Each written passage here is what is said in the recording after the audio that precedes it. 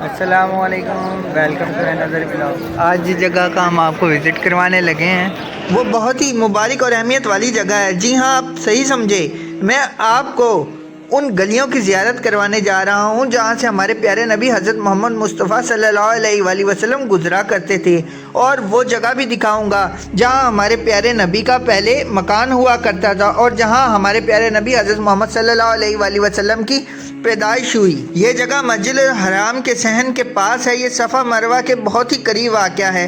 اگر آپ عمرہ کرنے آتے ہیں تو اس جگہ آپ پیدل جا کر بھی دیکھ سکتے ہیں اور زیارت کر سکتے ہیں۔ حضرت عبد المطلب جو ہمارے پیارے نبی صلی اللہ علیہ وآلہ وسلم کے دادا تھے، ان کی یہ رہائش گاہ تھی۔ آپ صلی اللہ علیہ وآلہ وسلم کی پیدائش ولادت یہیں پر ہوئی۔ اس موجودہ دور میں یہاں پر ایک لائبریری موجود ہے جس کا نام مکہ المکرمہ لائبریری ہے۔ یہ وہ عمارت تو نہیں لیکن وہی جگہ ہے جہاں ہمارے پیارے نبی کی ولادت ہوئی۔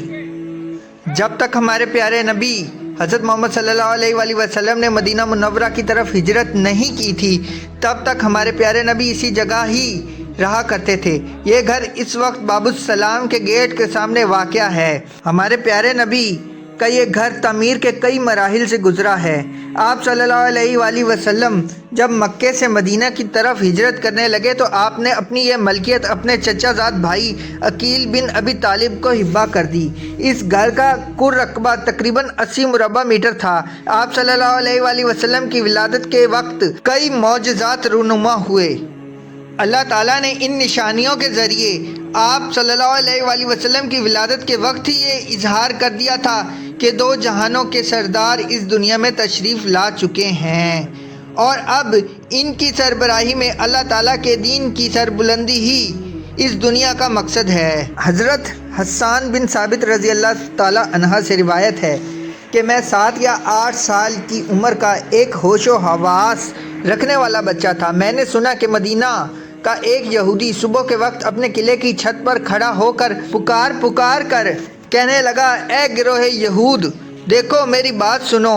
اس کے پاس اس کے سارے یہودی جمع ہو گئے۔ ان لوگوں نے اس سے کہا، تیری خرابی ہو، تو کیوں صبح صبح شور مچاتا ہے؟ تو یہودی نے چھت پر سے پکار کے کہا، احمد صلی اللہ علیہ وآلہ وسلم کا ستارہ طلوع ہو چکا ہے جس کو آج رات میں کسی وقت پیدا ہونا ہے۔ حضرت عثمان بن عاص رضی اللہ تعالیٰ عنہ سے روایت ہے کہ میری والدہ نے بتایا کہ میں اس رات حضرت آمنہ رضی اللہ تعالیٰ عنہ کے پاس تھی جس رات رسول اللہ صلی اللہ علیہ وآلہ وسلم کی ولادت ہوئی۔ میں گھر کے ہر طرف روشنی اور نور پاتی اور محسوس کرتی کہ ستارے قریب سے قریب تر ہو رہے ہیں، حتیٰ کہ مجھے گمان ہوا کہ یہ میرے اوپر گر پڑیں گے۔ پھر جب رسول اکرم صلی اللہ علیہ وآلہ وسلم کی ولادت ہوئی تو گویا ایک نور برآمد ہوا جس سے ہر چیز روشن ہو گئی، یہاں تک کہ میں نور کے سوا کچھ دیکھ نہ پاتی تھی۔ جیسا کہ میں نے آپ کو بتایا کہ یہ جگہ وقت، حالات اور زمانے کے ہاتھوں مختلف مراحل سے گزرتی ہوئی موجودہ صورتحال تک کئی صدیوں میں پہنچی ہے۔ اب یہ گھر نشیب میں نہیں بلکہ حرم شریف کی حدود میں دروازہ باب السلام کے سامنے پہاڑ کے دامن میں 2 منزلہ عمارت کی صورت میں موجود ہے۔ نہ وہ چھوٹے کمرے نہ ہی کسی جگہ کوئی چبوترا موجود ہے۔ حرم کی جانب اس کا بنیادی دروازہ ہے۔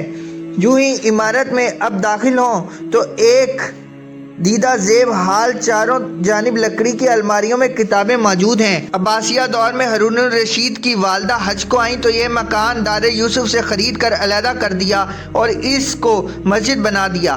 ابن زبیر اندلسی نے اپنے سفر نامے لکھا ہے کہ یہاں خوشنما نادر مسجد بنی ہوئی ہے اور اس میں سونے کا کام ہے۔ جس زمین کو ولادت کے وقت جس میں اتھر نے مسک کیا، اس کے گرد چاندی کا حلقہ ہے۔ 579 ہجری کے بعد وقتاً فوقتاً یمن اور مصر کے سلاطین نے اس کی کئی دفعہ مرمت کروائی۔ 1009 ہجری میں سلطان محمد خان نے اس پر بڑا گنبد اور مینار تعمیر کروا دیا۔ یہاں ایک مدرسہ قائم کیا گیا۔ تاریخ دان لکھتے ہیں کہ 1343 ہجری میں یہ عمارت مدھم ہو گئی تھی جس کو شیخ عباس بن یوسف نے اپنے ذاتی اخراجات سے تعمیر کرنا شروع کیا تھا، لیکن 2 ماہ کے بعد ہی ان کا وصال ہو گیا۔ چنانچہ ان کے خلیفہ نے یہ کام مکمل کروایا۔ مرحوم نے وصیت کی تھی کہ یہاں ایک عالی شان لائبریری بنائی جائے جس سے علماء اور طلبہ افادہ حاصل کر سکیں۔ چنانچہ اب یہاں ایک لائبریری بنی ہوئی ہے اور باہر لائبریری کا بورڈ ہے، لیکن بہت سے مسلمان جو حج اور عمرے کی نیت سے یہاں آتے ہیں ان کو یہ معلوم نہیں کہ یہ وہی جگہ ہے جہاں ہمارے پیارے نبی حضرت محمد صلی اللہ علیہ وآلہ وسلم کی ولادت ہوئی تھی، اور یہ ان کا گھر ہے۔ امید کرتے ہیں آپ کو آج کا ولاگ پسند آیا ہوگا۔ اگر آپ کو آج کا ولاگ پسند آیا ہو تو ویڈیو کو لائک کریں، چینل کو سبسکرائب کریں۔ پھر کسی دن اور کسی اور ویڈیو کے ساتھ ملتے ہیں، تب تک اجازت دیجیے، اللہ حافظ۔